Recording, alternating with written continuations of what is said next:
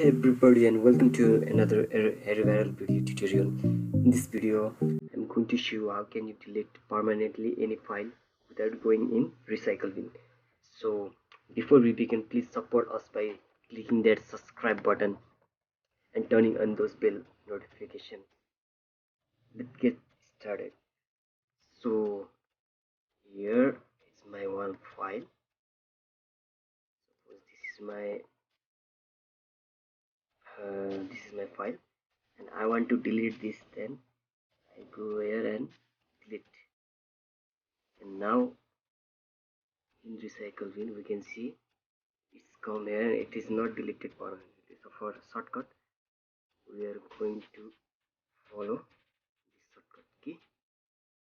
So another file is here, man, and I'm going here and this and clicking shift and this delete button. You can see here shift and delete. You can see I want to are you sure you want to permanently delete this file? Click yes. Now if you go in recycle bin, still not so here because it's deleted permanently. So this shift and delete key helps us to delete permanently. Thank you for watching. Please subscribe, share and like. Thank you.